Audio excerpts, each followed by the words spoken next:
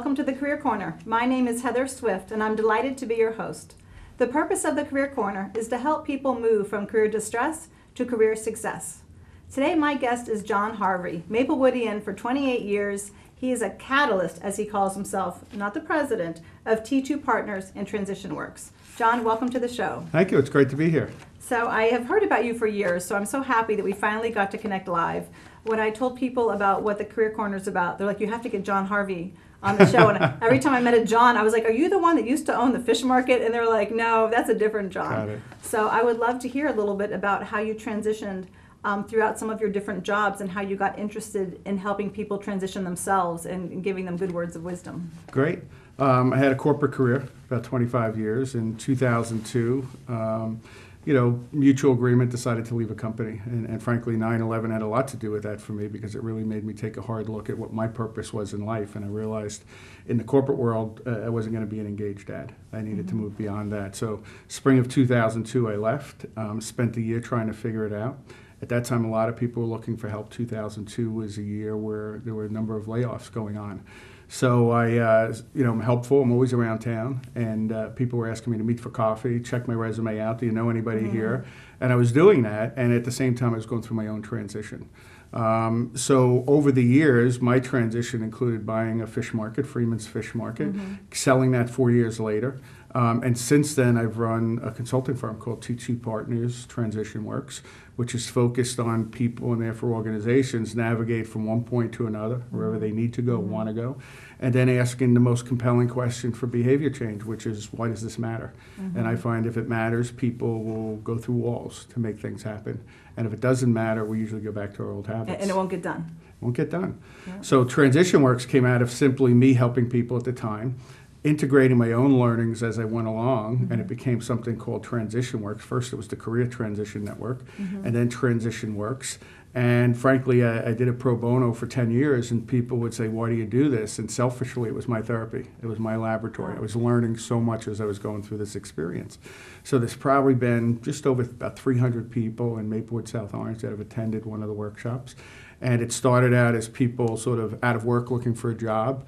And about 3 years in, I realized it was as many people that were out of life looking for a life.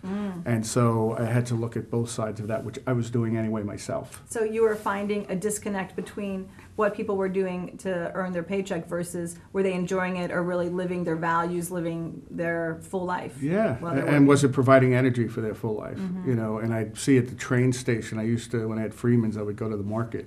So it'd be early in the morning, and I'd see people getting on the train. You could see it in their faces, and I felt it.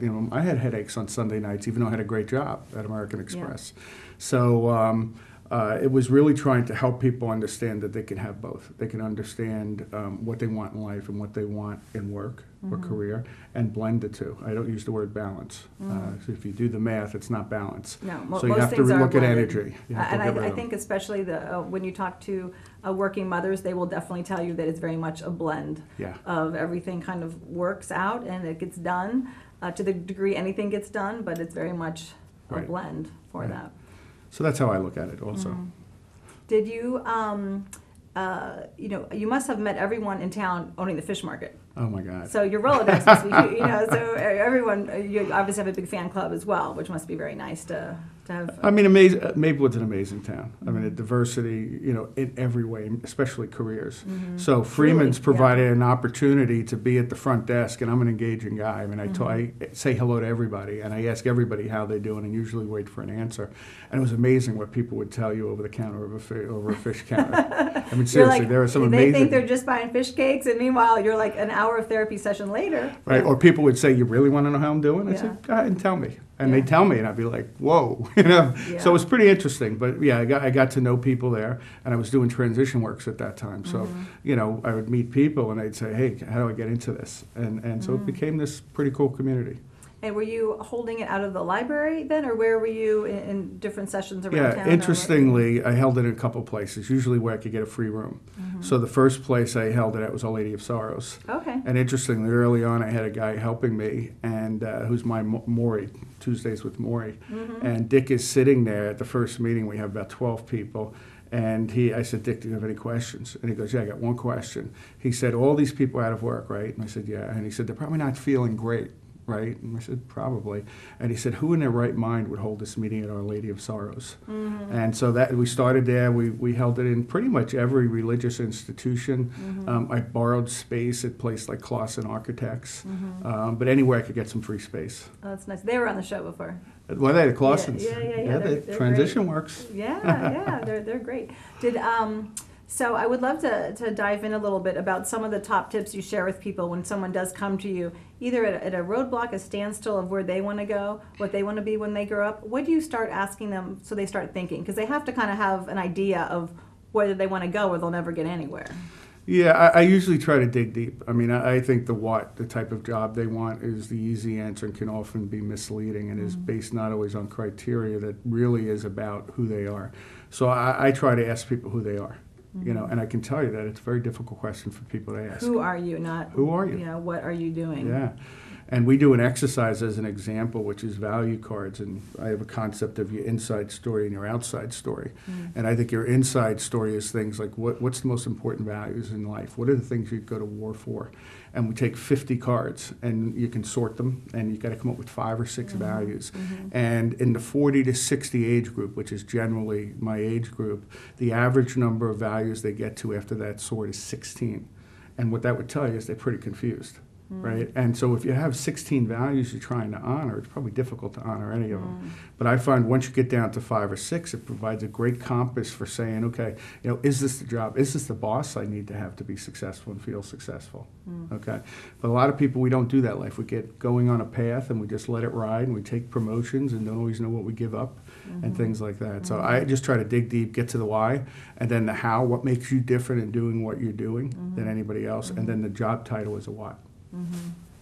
And if people are having roadblocks and, you know, going there, like, you know, who are you? You know, I imagine you would see some tears for some people too, realizing if you're 50 years old and you've never really taken the time to stop and go, who are you? And time's ticking. I mean, it's a short ride, this incarnation. Well, and I think part of midlife is really that search for purpose. You know, our mortality's front and center. And for me, that's what 9/11 was. It really gave me this wake-up call. But I think your mortality, you're seeing your kids get older, elder care issues, your own aging, your achy ankles for me. And so you really have to start thinking about purpose, which is inside story stuff. It's not about the job you have. Now, most people on a deathbed probably don't say, I'm glad I was a CFO. You know, there's usually other things at stake. And that's what I try to pull out of people. For the differences. So what is your take on the difference between a career, a job? You know, you were mentioning before that there is a difference in how people, especially young people, are looking at that. Can you talk a little bit about that? Yeah, I do a lot of work right now with young people. I've got my own kids, 28 down to 17. I coach a rugby club at Drew University, so I have 18 to 22-year-old guys, and that's my personal leadership challenge. You can start dating service as well, No, not with these guys. I have daughters. I have 3 daughters, remember. But, you know, I think the world makes us think that we, at 22 or 18, we know exactly what we want to do the rest of the world. And I've had rugby guys, they'll say, you know, why are you going to law school? And they're saying, because I want to make a lot of money. And I immediately introduce them to some struggling attorneys, you know, because they have this pretense about what it's going to be. It's an immediate fix of lots of cash. Right, and it's not about them, it's about what their dad did or the image of something, right? And they don't have enough experience to know what a lawyer does or what a marketing person does. So I just say, get out there, find out about yourself. Who do you like working for? What environment? What's the type of work you like? And get some experience. You know, and then, you know, we were talking earlier about follow energy. Don't worry about the perfect resume, in my mind. And this is all about living the life in your own perspective versus what somebody else thinks, a headhunter or somebody like that. And that's so hard, though, in corporate America, because I've been in staffing and now outplacement for over 11 years. And people, as Americans, we're very anal retentive about our resumes. When you meet Australians, they graduate, they travel all over, even between high school and college. They could give a hoot about their resume. They've really experienced life, and they're gone for years at a time and working under the table as a waitress or whatever. But they had a blast. And I would say, like you say, corporate America. You know, I think that's one of the obstacles. Okay, There are companies in corporate America that think of it this way. One of my biggest clients is Mars, the candy company. And they're, in my years of work, they're the best company I've seen at letting people be mobile and chase jobs that they think they'd really enjoy and taking chances on them. You know, the financial services business at American Express, when I was there, never did that. It wasn't about that. And the other point is, you know, you heard it in the recent election, how many people work in small, middle market businesses rather than corporate America? And the opportunity there is incredible. You know, and a lot of young people today, you know, I mentioned my daughter, she started her own business, you know, last year, 2 years ago. She's 22. And she always wanted to do this. She worked in retail, got it enough to the point of being frustrated, and she's doing her own thing. And if you walk in her store, that's her. That, to me, that's her purpose. When I say that's Janine, that means, you know, she's got it. Stick with it. Interesting. Yeah, and she'll learn. Doesn't mean she's going to do that her whole life, but she's learning so much doing that. Do you think part of each job kind of prepares you for the next one? I think, you know, you talk about, well, what are you going to do in 5 years? That one of the stupidest interview questions. Where do you see yourself? Well, in your job. You know, like, I don't know how you answer that at 21 or 20 when you've never really worked before in an authentic office situation, most likely. You know, what are your feelings around that? Like, when do we think we've actually landed and have grown up? Because I think we're always evolving. Oh, God. I don't think you ever land. You know, there's a rugby term called old boy, and I see myself as an old boy. I mean, at 57, I'm still trying to figure it out, and I love that about it, you know. So I don't think you ever grow up. Your question of does one job prepare you for the next, I'd say it depends on the job, but more importantly, it depends on your boss. You know, if you work for a really good leader and somebody that sees you as somebody that's adding value rather than just a conduit of getting work done, you're probably going to learn a lot. And if you don't, you're probably not going to learn as much. Yeah, unfortunately, we can't always pick our bosses. I think you can. You know, I think if you pick your company and leave it at that, you can't. But I think you have as much right to interview the person you're going to be working with and say, hey, what are your values? What's important to you? Oh, absolutely. And I had an experience where I worked with a guy that I just adored so much. He was just so motivational, and he ended up leaving to follow his wife's career. And then everyone after him, it was just Debbie Downer until this one woman came, and she was fabulous. But, you know, we were already there, so we inherited. Right. You know, and that was rough. And what was great about her, though, she probably cared about you as a person, she right? Did. She invested in you. I have to tell you, I was getting ready to have my second baby, and she had never been married and had no children. So I thought, oh, great, here comes one of those women that you know fear as a young and up-and-coming female that is going to have stereotypes and, you know, and just this whole, you know, work-life balance. There will be none. My cheese won't just be moved. It will be made into fondue. Like, my mind was taking this. Turned out she was a huge advocate for me. And I was driving her all around MetLife and all these places when I was, you know, huge. And I remember her saying, man, if you have this baby, I have no idea where in Jersey to go, because she's a New Yorker. And I said, don't worry, you know, I know where Barnabas is, but we'll be fine. We have time. And it was really fun having her, because she was just so would, you know, say good things about me to our senior management, and my success was her success, and she was one of my all-time favorite bosses. And how energized were you when you were working with her? I would have thrown myself in train tracks for that woman. So I tell people, you know, you've had a career. You know, there's times where you'd work 2 weeks, 14 hours a day, couldn't wait to get to work the next day, right? And I've had 1 hour calendars on my schedule 2 weeks from now, and I would have rather done almost anything rather than have to attend that meeting. So it's not about time or the job. It's about who you're working with, and do they care, and is there a purpose in what you're doing? Is there some meaning about what you're doing rather than the goofy pile, I call it?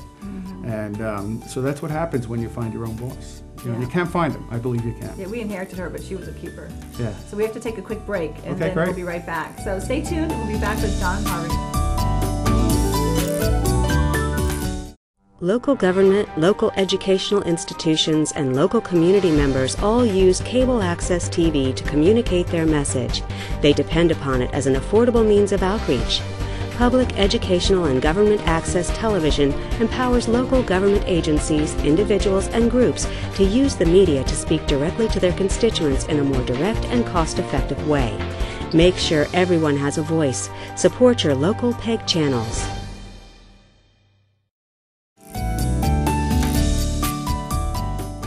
I'm Heather Swift, back with John Harvey, Catalyst for T2 Partners. John, can we please talk about the internal networking process? We all, I think, agree that networking is a key way of finding your next job. Some people are better at that than others, and we've had many guests talk about their take on it, but I'd love to hear how you've seen people be successful at this, Yep. and share some tips from your experience. First of all, some people are downright afraid of networking. And why? Going Because out they're and shy? Or talking what's about the whole- themselves. Okay. It's a matter of modesty. Some cases, sometimes people just don't know what to say, or maybe they're afraid to ask somebody for something. And especially middle-aged guys, they've never had to do this in their life potentially. And some of them, just from a practice standpoint, might have been employed for 30 years and now they're out of work. So they've never had to do it in this context. So I believe in something called intentional networking, okay? And it's a little different than what might be traditional networking. Here's my resume. I'm looking for a CFO job in a financial services company. If you know anybody, let me know, okay? And what I try to do is tell people to look from the inside out. And as I said earlier, a lot of people don't know themselves that well. Who are they? So I want to know 3 things about you that really contribute to you being effective in your job in life, okay? And so helping people find that out is a great way to get them starting with networking. Secondly is I don't think you go out to the person that potentially has a job. I think you start with the people that are closest to you, because everybody knows somebody. Yes, And secondly, you want truth tellers at that point. I want to be able to say, hey, here's 3 things about me. I've been in American Express in HR. This is what I'm thinking of doing. What do you think? Right? And just by that question, you gain advocates. If people are supportive of where you go and what you're doing, it's more likely they're going to advocate for you. And then the key question, because one thing we don't do is really close it by saying, what do you want from me? And I think people want to help. I think most of the people in the world want to help us. They just don't know how. And asking them to get you a job is too big a request. It is. Right? So what I want to be able to do is say, I want feedback. And is there anybody that my story will resonate with? Right, that I should talk to. And so now what you're doing is you're getting inside the shell into the limbic brain, the emotional brain, and you're connecting with people that look at the world the same way you do. So that's how you get the boss that maybe you want, or even the job, or maybe you look at other experiences that you've never considered because you didn't know about them, right? Because you've only had your career. Yeah. So that's my belief, and I think it takes a lot of work in understanding who you are, and then being able to talk to people and tell them your story, and then ask them the question. A, do you have feedback for me, and does this make sense, especially if they know you well? And secondly, do you know people that this would resonate with that I should talk to? So if I'm the person, let's say I'm working at a communications company, and you have a similar background, or that I know people that you could have common with. If I'm saying to you, John, I know you're looking for work, what is it that you want to do, or how can I help you? Then, are you going to be able to give me some specifics in that? Because I think that will help me know then who I could really connect you to. And so I might say, hey, listen, functionally, this is what I'm really good at. I write really good employee communications pieces, okay? But the thing that makes me different, and this is where you take it to the next level, is I'm really good at looking at the communication through the employee's eyes. And in fact, before I send any communication to an employee, I have 10 administrative employees read it first. And tell me if it makes sense. Does it motivate them? Does it have a purpose? Okay. So I do it differently than other people, okay? But I might also say, if I was talking to you and you were telling me that, did you ever think of being in an organization that maybe is mid-sized that's looking for a communications person, instead of working for a large corporation that has a communications department? Because again, our experience is all we know. We don't see the other opportunities that are out there, and the world is changing. Well, 2 questions that I always like sharing with people when they're looking is, when you are networking with someone, to say, if you were me, who would you be talking to? And if you were me, what more do I need to know about your organization? Right. Or just putting the person in your shoes. So they're thinking about, well, if I was Heather Swift and I wanted to work there, who should I be talking to, or what should I be doing? Because it kind of puts that hat on their head to help give you different advice than if it was just they're in that chair. All of a sudden they're feeling your pain, I think, in a different kind of Well, way. and the nice thing about you combine what you said and what I said is they're not you. Right? They're them and you're you. And so by telling them a little bit about myself that's deeper than the job, then I could say, hey, listen, based on what you understand about me are the people that you'd suggest I talk to. And so now I'm not getting people they're thinking about, I'm getting people they're thinking about that would connect with me, if that makes sense. Yeah, absolutely. No, it does. And I think the world does get very small. And in this day and age, compared to just 5-10 years ago, with LinkedIn, with all the different social media. So how do you help people leverage those tools? Because they are good tools. They're not the be-all, end-all, to find that job. But they're definitely, if some people believe if you're not on LinkedIn, then you don't exist, at least if you want to work in, many of the jobs in business. In corporate America. Yes. I don't know what else to call it. Yeah, and I mean, I think there's almost a dilemma in the amount of information, right? Yeah. Is because people do get confused. And there's a generational aspect to this. Some people Yeah. that might be my age maybe aren't as comfortable with the technology. So, I suggest use it for research. Use it for research. Find out about things. Put in keywords, but even put keywords like energy and passion. Gallup Research, which does a ton of work on companies that are focused on improving the level of energy rather than just getting people to work harder. You'll find companies where that'll come up, right? In that situation. What I think you want to avoid is, when people start getting a little down, they're out of work, they might be having some financial struggles. Sometimes dropping a resume in a job site. Okay, The black hole. You get satisfaction from that because you did something that's tangible. It's an action. You can report that to your spouse. Right, you can say, hey, I applied for 3 jobs. Now, you know the numbers as well as I do. 15% of the jobs, and I think it's less today, are published. Yeah. Most of the jobs happen from people knowing people, and that's true at Mars, Yeah, it's the true at unpublished American job market, Express, yeah. right, and that's 85%. So I tell people use 15% of your time posting your jobs through job sites and spend 85% getting out and talking to people, and finding out about them. I just have this image on the job sites that this funnel with all the job sites, and then it opens up and they all go on the floor. There's this huge pile of paper somewhere. But I think you have to look at it differently. People that are a little down, they're out of a job for a while and are struggling will typically do that 85% of the time. And I think the return on the investment on that is so low that it's we're overuse of time in that end. No, it's a hard thing mentally, and if the pennies start rubbing together, it's a very stressful time on marriages and for children, and it definitely impacts the whole family. I think when people look at their network and who they know, sometimes they do forget to reach out to family. And I was talking with one of the coaches from RiSmart, and she had a client not that long ago who had always dreamed of working at PepsiCo. Just loved the company from the get-go. She was in HR. And her coach said, well, send also an email out to your family and your close friends. You don't know who they know. So she did, and turned out her mother had a friend that worked in HR in the organization.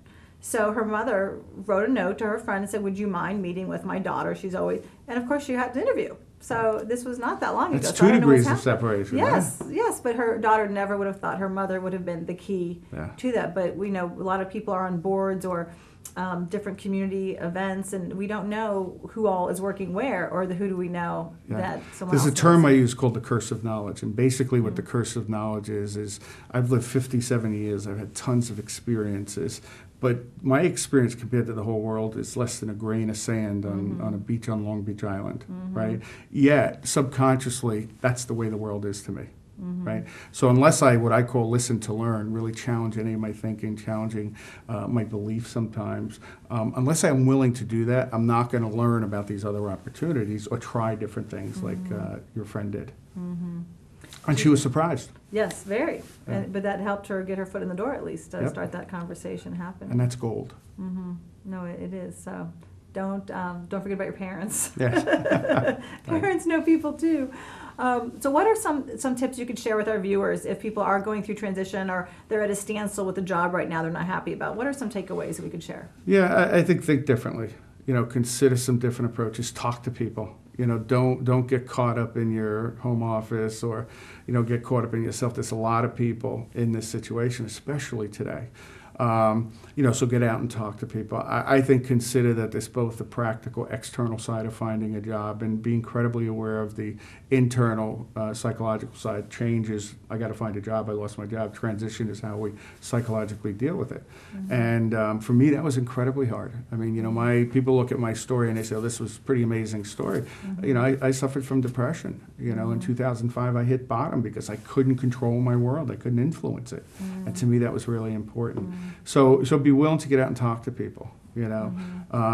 Give me a call. I mean, I'm always good for a cup of coffee and a conversation. And I do, if anything, I think catalysts help people think differently about things. And break kind of reframe them. You're a reframer. Yeah, there's a great book that is the basis of some of my work. A guy by the name of William Bridges wrote a book called Transitions: Making Sense of Life's Changes. And even with kids, we're going through this challenging time, and we don't realize that young kids, middle-aged kids, my adult kids, how this impacts them. The resonance, he calls it, that goes on, or with your spouse, where you just want to avoid each other. So you got to look at both sides of it and realize it's an incredible challenge, but there are answers. That's good. So we have about a little over a minute or so left. Okay. So what are some things, so get out and talk to people. What are some other resources that people could go to help them get out and think differently? Because I think people feel we're locked into the taxes, we're locked into our lifestyle, and it's scary to kind of let go of one trapeze knowing that the other trapeze will be coming, but we don't always see that. Yeah, and so I go back to what I said earlier. I think one is getting to know yourself. Something like this values exercise. And a lot of people, like you talked about online tools, there's so many tools online to understand yourself a little better. The Strong Skill Interest Survey is an example. Most of them are free. There's you might have heard of the Proust questions, Proust, which are questions about life. Like at the end of your life, what matters, And I think Start with the end in mind. Yeah, and I think that's a really compelling way to look at it. For me, it sounds morbid, deathbed, the 5 most important people in my life around me, and I just hope they can say the things that I would like them to say about me. And that's what my life's focused on. The work and other things like that are secondary as a result of that. No, that's good. It's kind of having the priorities in order. Yeah, and you mentioned a quote earlier, which I think is important. It was Einstein's quote about the definition of insanity, And basically what he said was that doing the same thing over and over again and expecting a different outcome is insanity. And I absolutely agree with him. Yeah, so make changes, talk to people. Think differently. Yeah, not just mechanically think differently. Yeah. Well, it's a great way to also kick off a new year, is thinking what areas can I focus on and think differently outside the box and to make good things happen. And there's people in town. Maplewood is a great town. The library has the group you mentioned. I mentioned give me a call or an email. There's so many people in town that are willing to help and just talk and figure things out. So, reach out. Don't get closed in, when you're feeling down about it. That's good. Well, this hopefully we'll get a lot of exposure on YouTube from this, and you will have a lot of coffee dates. Cool. I love coffee. Thank you so much for being on the show today. My pleasure. I really enjoyed it, Heather. And thanks for the great work you do with the show. Well, I'm happy to do it. It's my pleasure also. And hopefully everyone will be taking some of those tips very seriously and tapping into you as a resource too. Great. Thank you. Take care. And thank all of you for watching. If you would like to see some other shows, check us out on YouTube. Until we meet again, I wish you much career success.